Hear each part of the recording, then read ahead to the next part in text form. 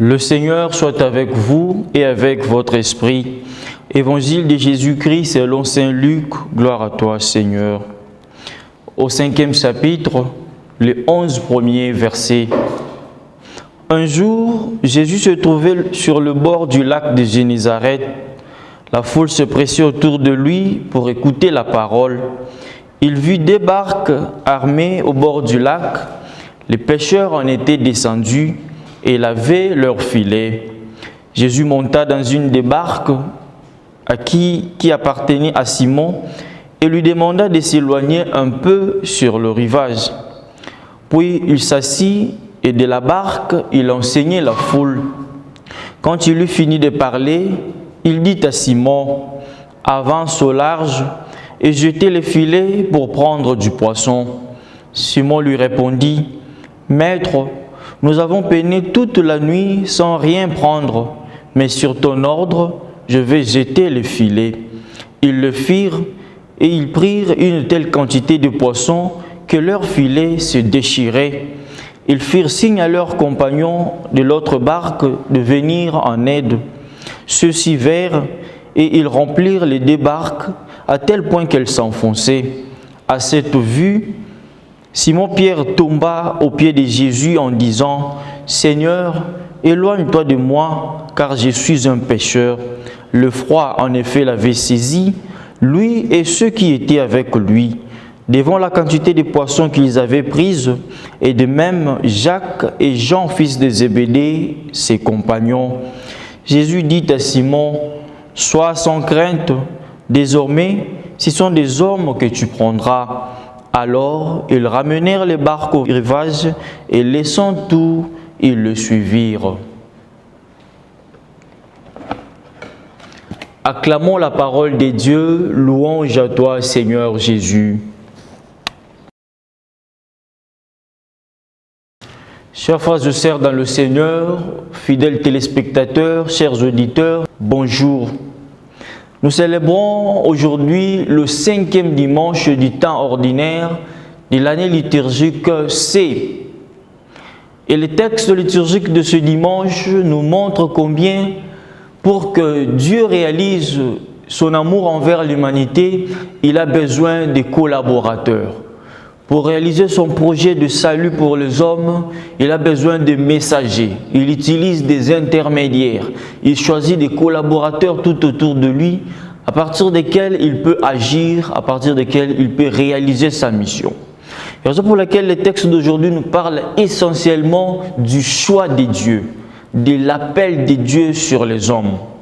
Ainsi, à travers 3 figures, nous pouvons contempler le caractère de cet appel, les différentes dimensions de cet appel de Dieu. Il y a la figure de Isaïe le prophète, il y a la figure de Saint Paul, enfin il y a la figure de Pierre l'apôtre. 3 points dans notre méditation. Le premier point nous montre que l'action de Dieu est libre, que l'initiative de l'appel vient de Dieu, que Dieu choisit qui il veut, quand il veut pour l'envoyer où il veut, que c'est Dieu qui a l'initiative, c'est Dieu qui vient à l'homme pour le chercher, pour l'appeler. Cela nous montre combien nous devons laisser à Dieu les jugements. Nous ne sommes pas là pour catégoriser les gens, mais c'est Dieu qui a le plein pouvoir de choisir qui il veut. Raison pour laquelle dans la première lecture, on nous montre Isaïe le prophète qui, au cours d'une vision, voit l'armée céleste, il voit l'église céleste et il contemple la grandeur de Dieu, il contemple la sainteté de Dieu. Et devant cette sainteté, il est ébloui, il tombe par terre. Il dit, pécheur que je suis mort, je suis rien devant cette grandeur. Mais nous soulignons, comme je l'ai dit au premier point, voilà la grandeur de Dieu. C'est Dieu qui est 3 fois saint, mais il accepte de descendre, de choisir l'homme. C'est lui qui vient vers l'homme. Alors nous ne sommes pas là pour catégoriser les gens, au contraire, nous devons rester humbles, parce que c'est Dieu qui, dans sa grandeur, descend vers nous pour nous choisir, pour nous élever, pour nous envoyer et pour nous confier une mission. De la même manière, dans l'Évangile, Pierre, voyant le miracle de Jésus, il réalise qu'il est pécheur. Il dit, éloigne-toi de moi Seigneur, je ne suis qu'un pécheur. La grandeur de Dieu rencontre la petitesse de l'homme. Au deuxième point, on nous montre une autre dimension de cet appel de Dieu. L'appel de Dieu n'est pas de l'ordre des mérites, c'est de l'ordre de la grâce. Saint Paul le souligne dans la deuxième lecture. Il montre que notre mission est d'abord d'annoncer la passion, la mort et la résurrection du Christ. Il montre qu'après la résurrection du Christ, ce dernier s'est présenté à un certain groupe de gens, les apôtres, mais en dernier lieu, le Christ se présente à lui. Il montre que nous ne sommes pas dignes d'être choisis par Dieu. Nous ne sommes pas dignes de recevoir l'appel de Dieu. Mais si ce dernier arrive à nous choisir, c'est par grâce. Ce n'est pas de l'ordre des mérites. Nous ne méritons pas, nous ne sommes pas dignes. Mais par son amour, par sa grâce, il nous choisit. De la même manière qu'il a choisi Paul, aujourd'hui, il a besoin de chacun de nous. Il a besoin de toi, mon frère, il a besoin de toi, ma sœur, pour qu'il te confie une mission particulière dans le champ missionnaire. Donc, nous retenons que l'appel de Dieu n'est pas de l'ordre de mérite, parce que nous ne méritons pas, nous ne sommes pas dignes, mais c'est de l'ordre de la grâce. Et si nous comprenons cela comme étant de l'ordre de la grâce, nous vivrons dans l'action des grâces. Nous ne ferons que remercier Dieu qui vient nous rencontrer, qui vient nous appeler par grâce, parce que nous ne méritons pas, parce que nous ne sommes pas dignes. Nous resterons humbles, nous resterons reconnaissants, nous vivrons désormais dans la gratitude permanente, comme l'apôtre Paul dans la deuxième lecture.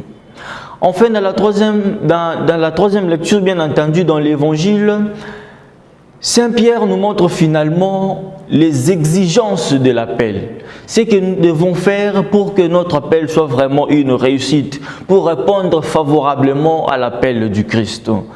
Les différentes actions posées par Pierre sont pour nous vraiment des enseignements adéquats pour nous, chrétiens d'aujourd'hui, pour répondre à l'appel du Christ, cet appel qu'il lance à chacun de nous.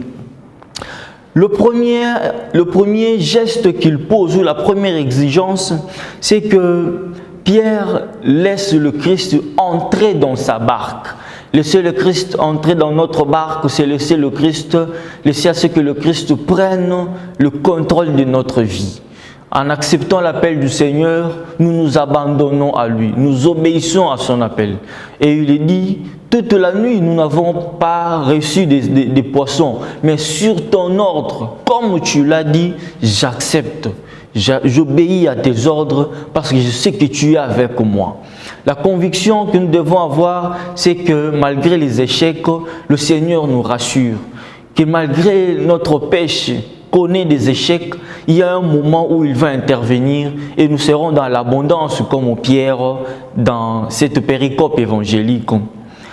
La deuxième des choses, c'est que l'apôtre Pierre se reconnaît humble.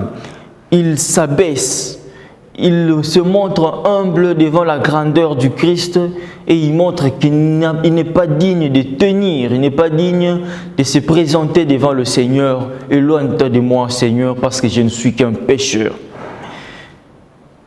Ces trois textes de ce cinquième dimanche sont un grand enseignement pour nous. Nous devons nous rassurer que le Seigneur est continuellement en train d'appeler. Il ne s'est pas limité seulement à appeler les gens de l'Ancien Testament. Jusqu'aujourd'hui, il ne fait que nous appeler. Il a une mission à confier à chacun de nous. Ne laissons pas la question de l'appel seulement aux prêtres. Chaque chrétien est digne de l'appel. Il reçoit un appel de la part du Seigneur, raison pour laquelle nous devons rester à l'écoute. Raison pour laquelle nous devons nous confier à ce Dieu qui nous appelle au-delà de nos mérites, au-delà de nos incapacités. Il nous confie la mission parce qu'il compte sur nous. Il veut marcher avec nous, il veut que nous soyons ses collaborateurs. Si nous faisons ainsi, notre appel sera vraiment une réussite. Si nous obéissons à lui, si nous laissons à ce qu'il prenne le contrôle de notre vie, qu'il vienne dans notre barque, qu'il marche avec nous, notre appel sera vraiment une réussite et que le nom du Seigneur ne cessera d'illuminer le monde et d'éclairer nos vies.